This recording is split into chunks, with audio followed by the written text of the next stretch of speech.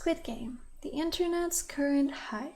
I've even seen it be called a masterpiece. Well, allow me to disagree there. This is not gonna be a hate video to Squid Game. It is not a bad show. I just have some critiques and some opinions that I haven't really seen anyone voice. Disclaimer, I started watching it with no expectations at all. I always watch things with no expectations so that I can just like not judge it right away, so that I can give it like a fair chance, basically. The only thing I kind of just already knew was that it was going to be a survival game type of show. That's it. That's all I knew. This is just going to be my honest review and opinion of what I thought about it. So, spoiler warning, I'm pretty much going to spoil the whole show. In the first episode, we're introduced to the main character. He's a baby adult with a gambling addiction. He straight up just steals money from his mom right in the beginning of the show, classy, to go horse race betting, because, you know, he has a gambling addiction. He actually ends up winning and tells the bet lady to keep 10K. How generous, huh? He then promises to get his daughter a nice dinner and a gift for her birthday that night. But oh no, here comes a group of guys that follow him. He runs away and bumps into this girl, and then the guys corner him into the bathroom. We find out he owes a lot of money, and when he's about to give the money that he just won, oh no again, the girl was a pocket picker and stole the money. They let him go with a nosebleed and a threat to take his kidney and eye next time. He goes back and he asks the lady for the 10K back. How charming, huh? And then he heads to some claw machines to get a gift for his daughter. Cause you know, they really want you to know he has a gambling addiction. So a little kid calls him a fucking noob because he keeps losing and helps him get the gift. He goes to have dinner with his daughter, and when she opens the gift, surprise, it's a fucking gun lighter. A happy birthday! After taking his daughter home, he goes to the metro station, or the train station. I think it's a metro station, I don't know. He misses the metro, and when he's waiting, a man comes up to him and asks him if he wants to play a game for money. And he accepts. They start playing and the Metro Jigsaw wins, and since he has no money to give him, he has to pay with his body. So Metro Jigsaw just slaps him in the face. 9 slaps later, and the protagonist finally wins, and he wins 100K. Metro Jigsaw then tells him that there's a way he can make more money like that. He then just lists off this man's whole life curriculum. And this is when we find out in just how much debt this man really is. Metro Jigsaw then gives him a PlayStation business card and leaves. We then meet a fishmonger who's mother to a childhood friend of his.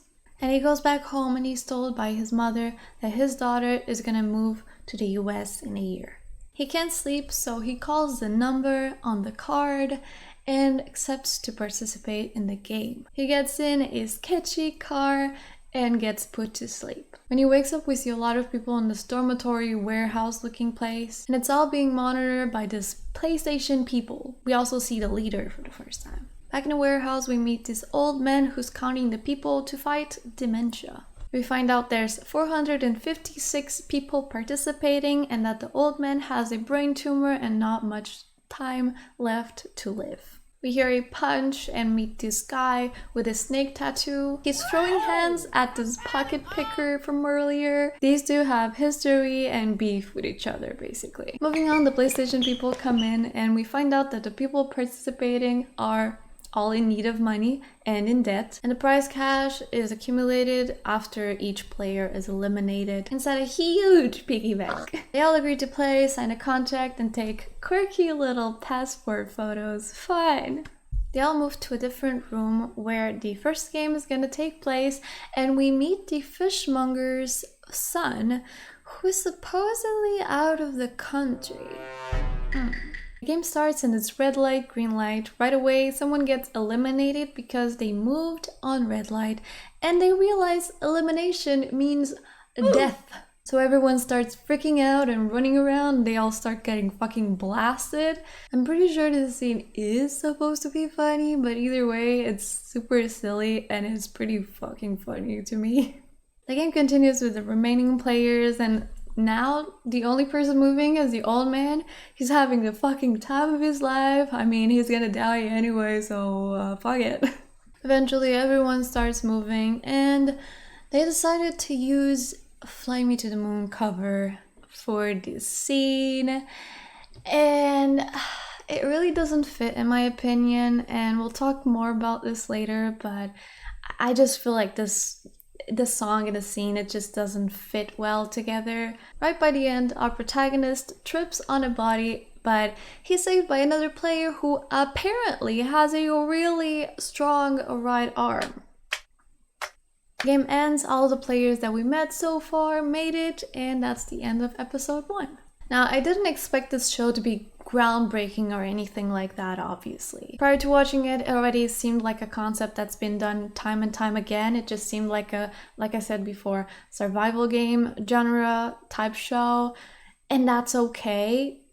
Everything has been done before. Nothing is really truly original anymore. But when I watched this first episode, I instantly felt like it was very heavily influenced by a Japanese manga and movie called Kaiji. For those who don't know, in Kaiji, the protagonist is also a gambler. He gets into debt and then joins a game to pay out his debt with his body, just like in Squid Game. And while I was making this video, I also found out about this other Japanese movie called As the Gods Will. In the first scene of the movie, there's this Daruma, has a timer and a button on his back, and you have to press it before the time runs out. But if anyone moves while it's looking at you, you die. I haven't really watched the whole movie, just the scene for this video, but I can see the similarities. However, I do think that's just a coincidence. But for Kaiji, I feel like it's more on the nose, and we'll come back to that later. Moving on to episode 2, it shows the bodies from the episode 1 being incinerated. We then find out 201 players made it through, and everyone's regretting the decision to participate. So the PlayStation people persuade them a little bit, and then they vote whether or not the games will continue.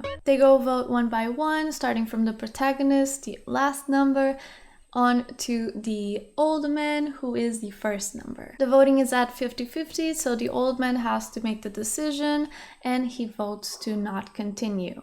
So the games end and they're all dropped off in pairs. We're then taken to the police station where the protagonist is trying to make a report for what happened, but no one believes him, so he leaves the card and we meet this new character who is a police officer that notices the card. In the next scene, the protagonist is looking for his mom and we meet the fishmonger's son again. That's when he finds out more about his friend's death and situation. This conversation doesn't really affect the plot much. The only thing we can see is how biased the protagonist is towards his friend. He basically thinks that he can do no wrong because he's so smart. He gets a call and he finds out that his mom is actually in the hospital. She has diabetes that have been untreated for a while, but they can't afford to have her stay in the hospital, nor can they afford any treatments for it, because her son not only wasted all of their money, but he also canceled the insurance, so they're fucked. Give it up for the son of the year. Yes. Back with the police officer, we find out that he's actually looking for his brother. He goes into his brother's room and he finds another one of those cards. We then find out more about the other character. The pocket picker has a brother and is looking for their mother, who is in North Korea. The guy who saved the protagonist, his name is Ali. We find out he lost 2 of his fingers at work and that his boss hasn't paid him for 6 months. And then he has this really girl boss moment. We also find out he has a wife and a 1-year-old son. The fishmonger's son is lying to his mother about being in the US. While she's at work, 2 police officers actually come by and ask her about her son and tell her that he has a warrant for his arrest for financial fraud. He then has a very Joji moment. Back to the protagonist, he's asking a friend for money, has no luck, goes out to drink. The old man appears and says that he thinks they were destined to meet there. They drink together, and the old man actually tells him that he's going back to the gangs because he considers the real world more of a torture, and he's already dying, so might as well go and maybe even make some money. We then see the snake tattoo guy again. He gets tricked and he kills this guy and books it. Back to the protagonist, he asks his ex-wife for money. She can't help him, so he asks her to ask her husband for money. The audacity of this man. The husband arrives, he actually decides to give him the money in turn of him not contacting their family ever again. So he punches him and oh no, the daughter was watching. He walks home feeling all defeated, and the police officer actually questions him about the game and what he was talking about, but he just denies everything because he's feeling the big sad. So the next scene, they're all going back to the games, and the police officer actually follows the car. He infiltrates the facility, everyone wakes up, and we find out 187 players came back. Protagonist, childhood friend Ali, and the old man all form an alliance. There's this character who wants to form an alliance with the snake tattoo guy. She's kind of like painted as the annoying one. She and the pocket picker go to the bathroom. The pocket picker gets into the vent so that she can see if she can find any clues for the next game. But all she sees is liquid being melted with sugar. Oh, and we find out that the annoying lady has a lighter. There's this guy who gets a message inside his food that tells him what the next game is gonna be. We find out later that he's a doctor, so I'm just gonna call that character the doctor. They get ready for the game, and the childhood friend, who I'm gonna call the smartass from now on, he asks the pocket picker for what she saw, and she tells him that they were melting sugar. They get in, and they see these 4 different shapes on the wall they have to choose from, and the smartass actually recognizes this from his childhood. They have to carve out a shape in a piece of sugar with a needle without breaking it. So smartass knows what the game is, but he doesn't tell anyone. Instead, he suggests that each pick one different shape, and he picks the easiest. Ali actually picks the second easiest, and the old man picks the other one, and then the protagonist picks the hardest one. Pocket picker actually catches on to the smartass, and so she picks what he picked. The smartass, pocket picker, Ali, and the doctor all pass without problems. The annoying woman actually uses the lighter to make it easier. She gives the lighter to the snake tattoo guy. And both the protagonist and the old man struggle until the protagonist remembers to just lick the back, and everyone starts doing it, and yeah, they make it. Oh yeah, this guy managed to steal a gun and makes one of the PlayStation guys show his face, and then he just shoots himself. Since he shows his face, he's killed, and that's that. This scene doesn't really have a point, in my opinion. It makes you feel like they are gonna get into like these soldiers, you know, characters, like why they're there, who they are, etc. But they don't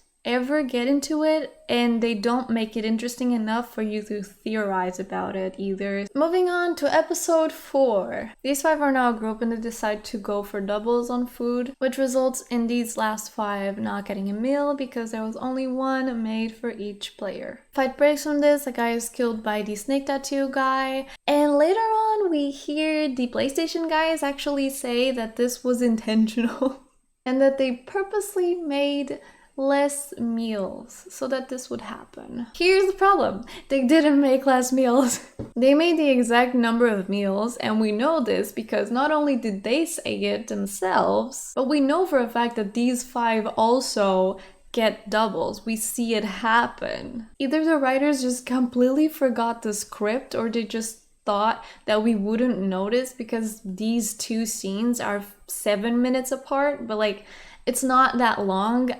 You notice, and it's like an inconsistency that just doesn't make sense. It's such a dumb plot hole. What? We then find out that the doctor is actually working with some PlayStation guys to gather organs to sell from the players that get eliminated, and he's doing this in exchange for information about what the games will be beforehand. Since the players now know they can kill each other with no consequence, it just turns into a battle royale. And in this scene, they decided to put a flashing light Probably to impair the vision of the players and to confuse them. The thing is, this scene is 4 minutes long. It's 4 minutes of flashing light constantly. And it's the worst type of flashing light. It's white and black. And I'm not even photosensitive and I had to look away multiple times during this scene because 4 minutes of that is just too much. In my opinion, it was too unnecessary, it was too harsh, and it just went on for so long for no reason at all. They didn't need the flashing lights. It was unnecessary. Anyway, the old man starts crying, everyone stops, and we're down to 80 people. The protagonist group try to build up trust by telling each other their names, but the old man actually doesn't remember his name. The doctor helps the snake tattoo guy and joins the group, and then the annoying lady has sex with the snake tattoo guy. She tells him that she will kill him if he betrays her, so we all know where that's going. The third game starts and they need groups of 10 people, so the smartass suggests they gather only men because they already have a girl and an old man. But fuck that, because the pocket picker gets another girl who's sitting by herself. And the old man doesn't get anyone. The snake tattoo guy betrays the annoying lady. Shocker.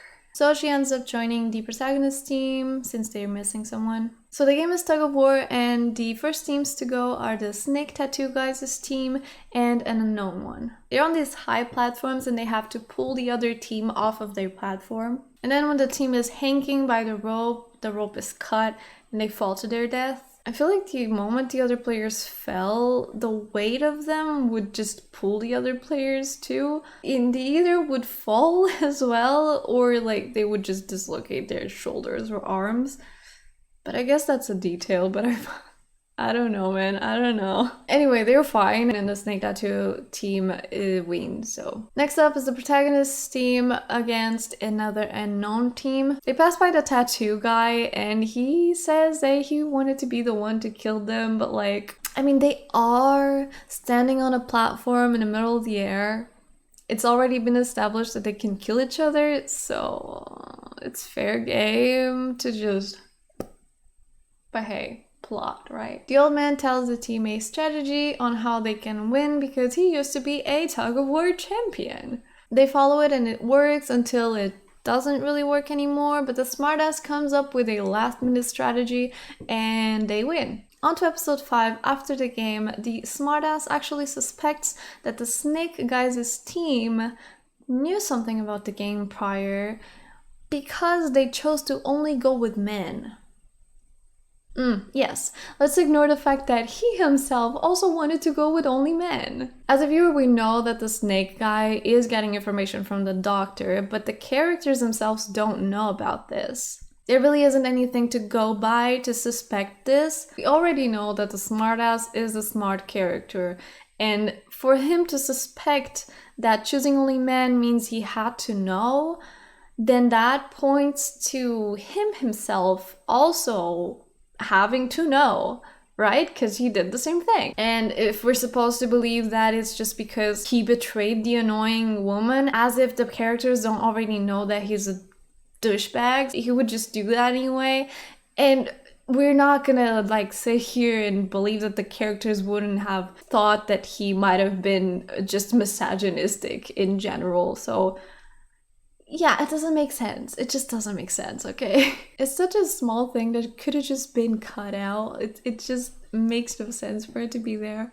At night, the protagonist team take turns to keep watch in pairs. The first pair is Smartass and Ellie. Ellie is depicted in the show to be like the most empathetic and genuine character, so we get to see some more of that in that conversation. The Smartass asks Ellie why he's there, but we already know from the beginning that everyone's there because they need money. Ellie actually thinks that he's asking why he is in Korea, so he answers that he went to Korea to make money. The smartass clarifies that he meant there in the games, and so he answers, to make money. Again, this question was completely unnecessary because we already know prior. We don't need to hear it constantly, and this is supposed to be the smart character who is asking twice the same thing that he already knows the answer to. Ellie then also asks the same question, gets the same answer, Yes, writers, we know. Moving on. The relevant part of this conversation is that the smartass now knows that Ali has a wife and a son. They switch to the second pair, who is the protagonist and the old man. The protagonist opens up about his past, and then the old man feels sick and gets a fever, and so the protagonist and the pocket picker help the old man. Meanwhile, the doctor and the group of PlayStation people are collecting more organs, and the police officer actually joins them. They talk about someone they are calling the zombie because when they were removing the organs of this person, they were still alive and moving, and then they complain that that job was so hard and they didn't even get full price because that person only had one kidney. The police officer and one of the PlayStation guys leave to deliver. They pass by a bomb and the officer is told that that's for if the VIPs need to make an emergency exit. And my mind immediately went, oh, hostile. The guy gets suspicious of the officer, so he pulls a knife on him and tells him to take his mask off. And then the officer pulls a gun on him and tells him to take his mask off. Wow. He asked for the name of the man they were calling a zombie because he thinks that's his brother since he had given him one of his kidneys. But the other guy says that the zombie was actually a woman, so he couldn't have been his brother. I actually like this part a lot. I think it was well written and it flowed really well, so this was a nice scene. The guy tells the police officer that there's a list of all the participants' information that he can check on the leader's office, and then the police officer shoots him. As this is happening, the doctor asks what the next game is, and they don't know. So he holds one of the guys hostage and tells the other one to go find out, but then he's tricked, he kills one of the guys, and then runs away. The guy he didn't kill goes after him, and he gets cornered. The guy takes off his mask and convinces him to go back, and he is tricking him, about to kill him, gets shot by the leader. The leader then proceeds to have a very Jigsaw moment. He says they ruined the most important factor of the games, which is equality. He claims every player gets to play a fair game under the same conditions since they have suffered from inequality and discrimination out in the world. He claims to be giving them one last chance to play fair and win. So they're both killed. Back to the police officer, he finds out that his brother was actually a player 5 years prior in 2015 and he won the game. This, in my opinion, gives away the fucking twist right away. And we kind of just already know who the brother is, but let's continue. We move on to episode 6 and the fourth game is about to begin. As the players are moving to the other room, we are faced with the traitors hanging from the ceiling. They are told that these people broke the rules for their own benefit and tainted the values of the games. They're also told that everyone's equal, blah blah blah, and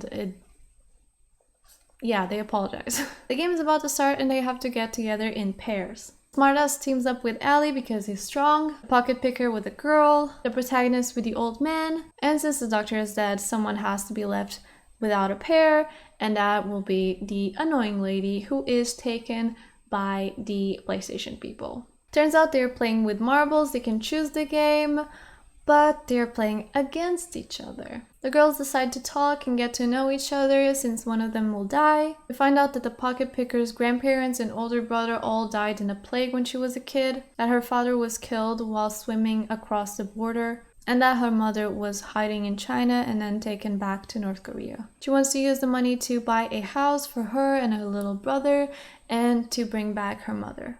We also find out that the other girl's father killed her mother and then she killed her father, and that she went to prison, and right after she left prison she got the card and just decided to come into the games because she had nowhere else to go, and she couldn't really come up with a reason or thing to do with the money if she won. So when there's only 3 minutes left on the timer, she decides to sacrifice herself for the pocket picker. The smartass and Ali play a game of odd or even, and Ali is about to win, but the smartass freaks out on him and accuses him of cheating. The old man is having memory loss, so the protagonist follows him around and then resorts to screaming at him so that they play a game of odd or even. The snake guy almost loses his game, but then he bends the rules so that they can play another game, and he wins by pure fucking luck. The old man almost wins the game, but eventually the protagonist takes advantage of his memory loss, so he starts straight up gaslighting him and making him believe that he's losing. Damn, I didn't know the writers used my ex as a reference for the script. Oh my god. Meanwhile, the smartass manipulates Allie into believing that they can both win the game. They can both make it out alive.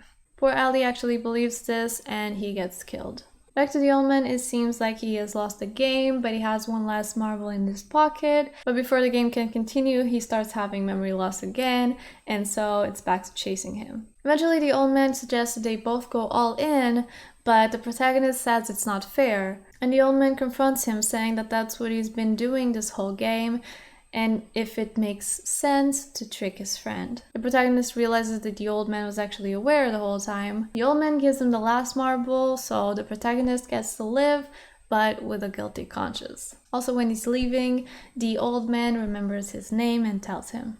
There's a lot of details in this scene that I had to brush over, but this is my favorite game scene, and I feel like it's possibly the most original and interesting scene of the whole show. I found it pretty original and well done overall, so that's my favorite scene. In episode 7, the remaining players go back to the dormitory and they find out that the annoying lady is actually alive. There are 17 players remaining now. A man who won against his wife begs everyone to stop playing, and this makes the smartass go off on him. He yells at him that if he quits now, his wife and everyone else will have just died in vain, and that if he wants to end it, then he shouldn't have survived over his wife. We also see that the protagonist still has a last marble, which I guess no one cared that he didn't return the 20 marbles, or no one cared to count. The VIPs arrived and we see the host for the first time with owl mask, but he has a personal matter, so he can't join the VIPs. This is when we get the confirmation that the VIPs are in fact rich men that are betting on the players. The player who wanted to give up earlier kills himself while everyone else is asleep, and the 5th game starts with 16 players. They introduce the next game to the VIPs, and it looks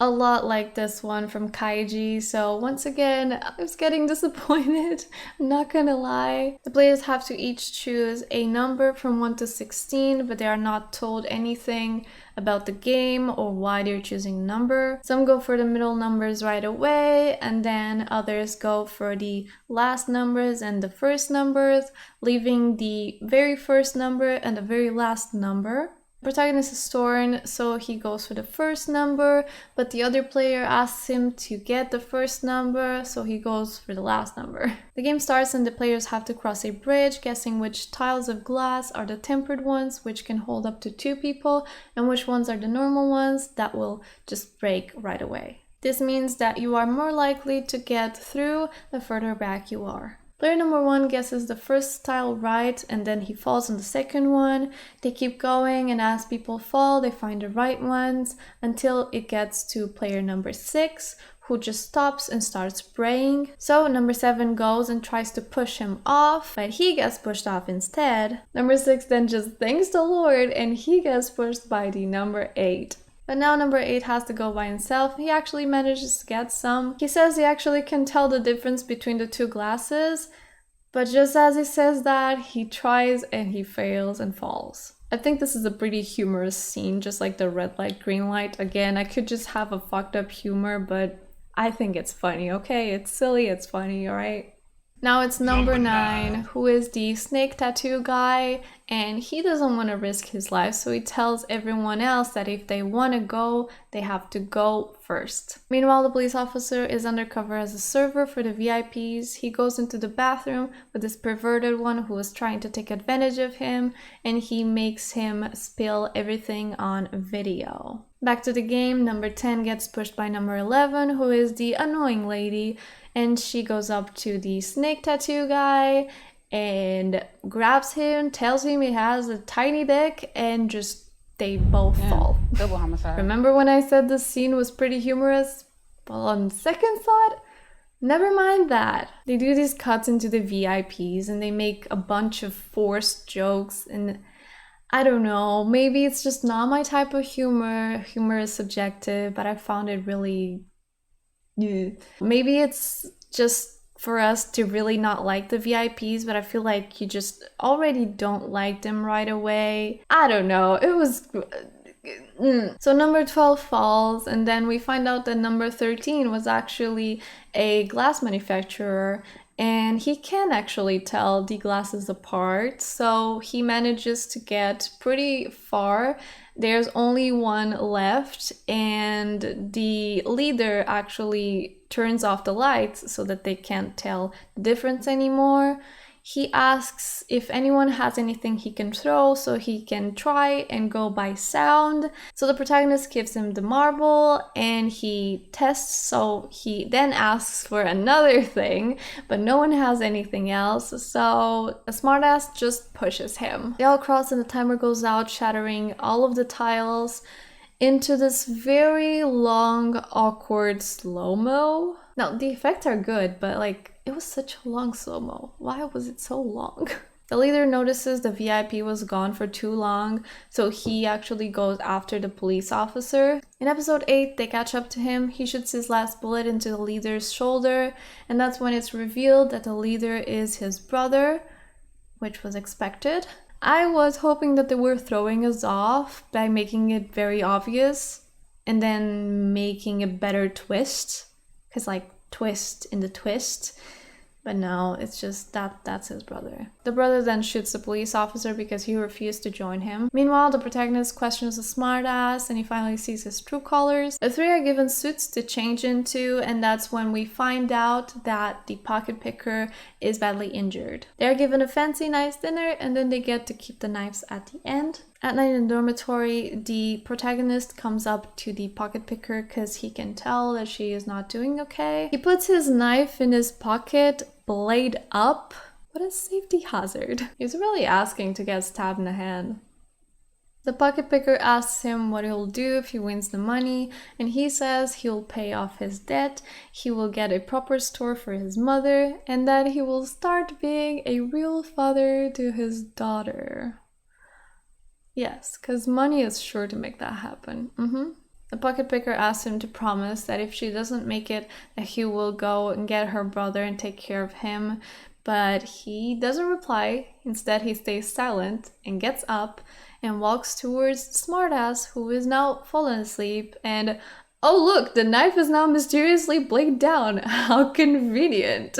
The pocket picker asks him not to do it. She says that that's not who he is and that he's a good person. In fairness, she doesn't really know what makes us question his character, so it makes sense for her to feel that way. She starts to faint and then he realizes that she is wounded and also losing a lot of blood, so he decides to turn his back and go to the door, start banging and screaming for help. After a bit, the PlayStation guys come in and they have a coffin. The pocket picker got killed by the smartass. After seeing the body, he turns around and he's ready to kill the smartass, but the PlayStation people actually stop him. I'm guessing because they want the last game to take place, but so much for the equality and fairness, huh? By the end of the episode, we see the leader being haunted by the fact that he just killed his brother. And then Fly Me to the Moon plays again.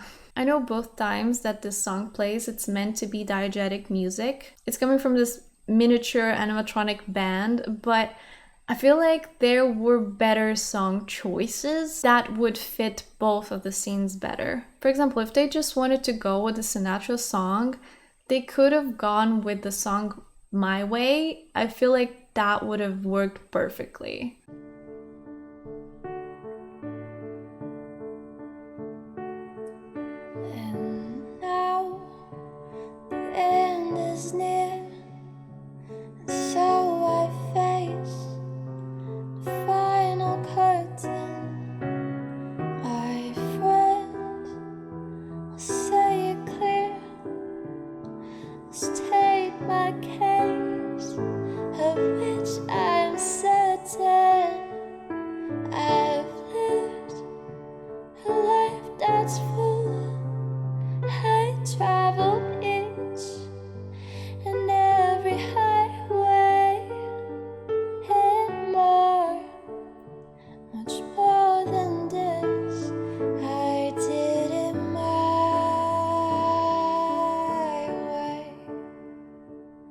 Anyway, moving on to the final episode, 2 remaining players will be playing the Squid Game, where any kind of violence is allowed. We see the protagonist has no more hesitation anymore. During the game, the smartass admits to killing the pocket picker just so that the game wouldn't end. The protagonist then tells him that she was actually the one who stopped him from killing the smartass, and they start fighting. Eventually, the protagonist gets stabbed on the leg and the abdomen, but as he's about to get killed, he actually defends with his hand and then bites off a piece of the smartass's leg and beats him to the ground. He blames him, he takes a knife out of his hand, and instead of killing him, he just leaves it to the PlayStation guy. I know they're called soldiers, by the way, but I committed to calling them the PlayStation guys, so I'm just gonna commit to the end of this video, okay? When the smartass is about to get shot, the protagonist says that he wants to end the game and asks the smartass to just give up with him. The smartass, still laying on the ground, starts a reminiscence about the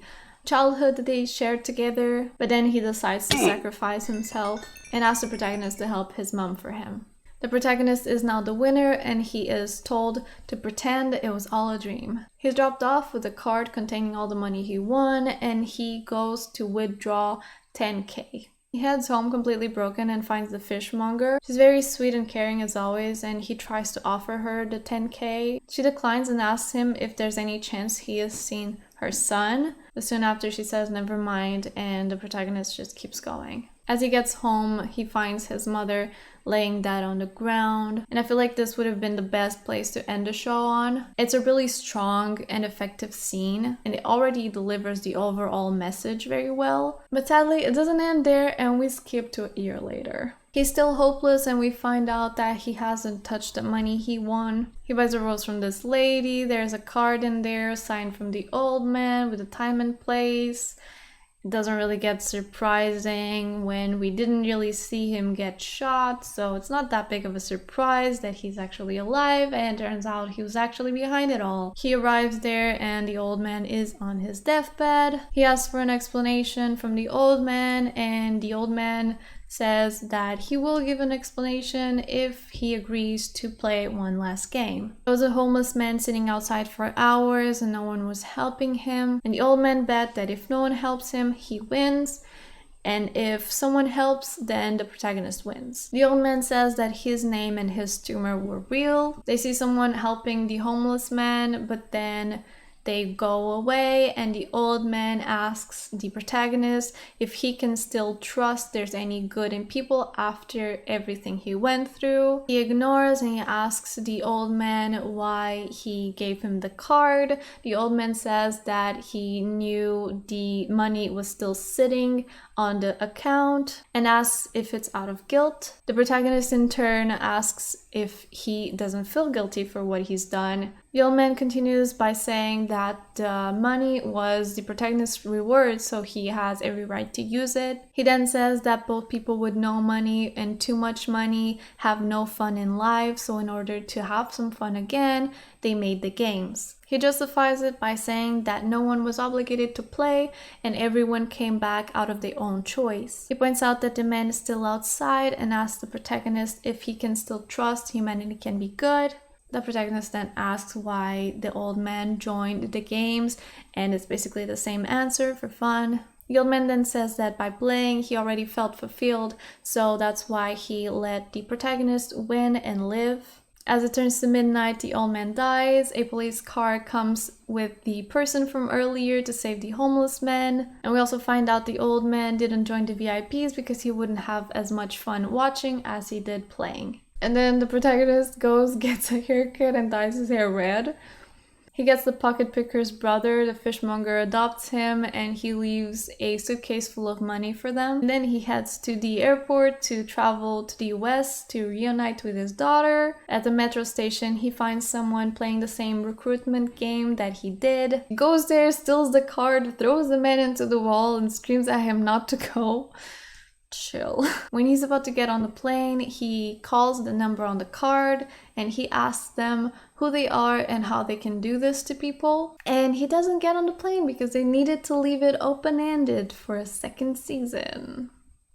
As I said, I feel like this should have ended when he finds his dead mom. Maybe even delete the whole plot point of the old man being behind it. Having him actually die on that marble scene would have probably been better and more impactful, I think. The protagonist's story gets completely lost by the end of the last episode. It would have been better to just end it at his lowest point where he has lost it all, and let that show the consequences of his own actions. Because no matter who is behind the game and whatever, his actions are what actually ruined his life. He is not innocent at all. The end of this episode almost shifts like the whole blame away from him, even though in the last episode, he is still, by the end, actively making bad decisions and being a bad father to his daughter. I feel like doing it that way wouldn't have made the show any less of an anti-capitalism message type thing. It just would have been more impactful, in my opinion. But onto some positives. Apart from Fly Me to the Moon, the sound and the music was actually really good. They were well made and atmospheric. The show was very well produced with great sets and great visual effects, both practical and CGI. And again, it does have some interesting ideas and concepts behind it. There were those two scenes that I really liked. And people all over the world love it, which is the goal. But when it is so evident that this show has influence from other works, it shouldn't have this many flaws and plot holes, in my opinion. They tended to repeat themselves too much. It felt like they really wanted you to understand to a point that they were like infantilizing almost the viewer. They will also over-explain some stuff, but completely neglect whole plot points, which leaves plot holes all over. There's also unnecessary scenes which end up going nowhere and serve no real purpose in the story. At times I felt like certain parts of the show were being written as they were being produced, either written or like completely improvised because of how many consistencies there were. Reminds me of a certain show. But even if I'm not personally hooked into watching a second season, it doesn't make the show any less good. It doesn't make the show any less successful. It's a good show. My criticism does not take away from it. It's just the things that I noticed that made me enjoy it a little less. There was clearly a lot of effort put into the show, especially the sets and the art director work. Like, that was amazing. I hope my review and opinion was at least an interesting thing to hear, and feel free to discuss in the comments below. This video has taken me forever to do so far. And I still have to edit it, so I do hope you enjoyed, and if you did and want to leave a like and subscribe, I will be very, very grateful. Thank you so much, I appreciate you. You can check out my description for where to find me everywhere else, my social media, my music, and my Patreon if you want to support me. And whether you are new or have been here for a while, I appreciate you. I hope to see you around. Take care. Bye-bye.